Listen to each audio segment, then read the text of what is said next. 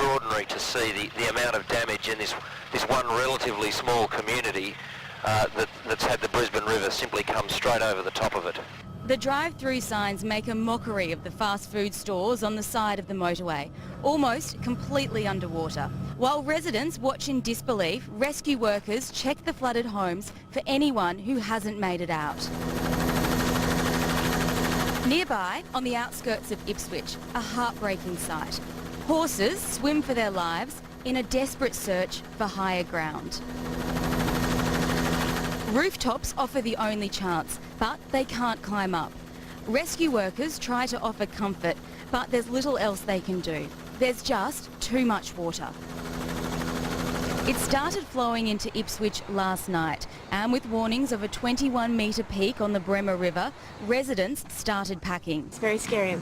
We've got a friend that lives right down the front there, and he's the water's halfway up his driveway now, and it's coming pretty quickly actually. After seeing these pictures of Toowoomba's torrent, which caused death and devastation throughout the Lockyer Valley, no one was taking any chances. There are only things. As long as we're out, that's all that matters.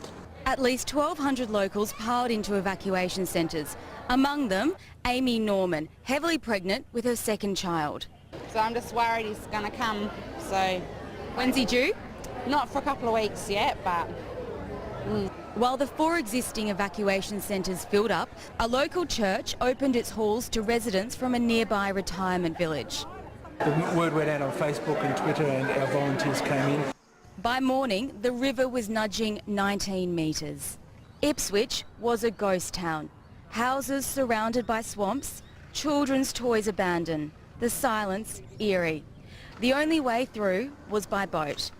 Many stores were up to their awnings in water, and the river was still rising. It's quite amazing, actually. We thought we might be wading up to our knees or our waist, but that's right up to the roof. There certainly is a real sense of community spirit here. Those who've decided to stay are helping others sandbag homes, move furniture to higher ground, even deliver groceries to neighbours.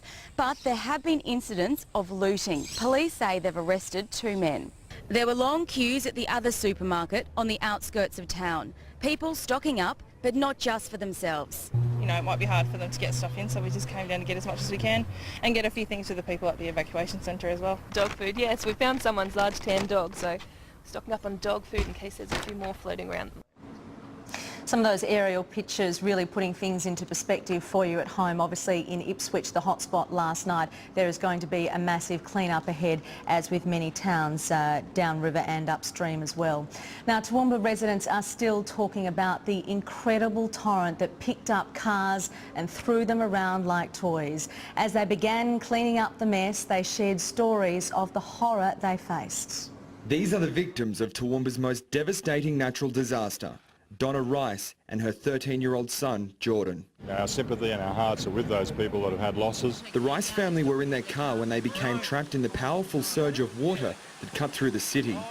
A bystander attempted to reach them with rope, but they were swept away. It's heartbreaking, but rescuers were able to save many more people. 7 News spoke with the Swift Water Rescue team today. They worked through the peak of the flood. Carl Noble has been on the job for 10 years. He says nothing compares to Monday's torrent of water. It was actually the first time I actually said to myself and fellow members that it was actually too dangerous to get into the water. The Swift Water team performed dozens of rescues. It was like a war zone. It really was. It's probably the worst I've ever been in myself. The damaging surge also tore through hundreds of cars. This morning, tow truck drivers pulled them from drains a kilometre from where they were first parked. Apparently these ones come from up near Kitchener Road. More was swamped in underground car parks. Thick silt has settled inside many vehicles. The majority are write-offs.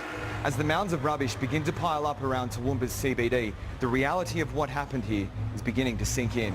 The coffee club won't be ready to operate for another month.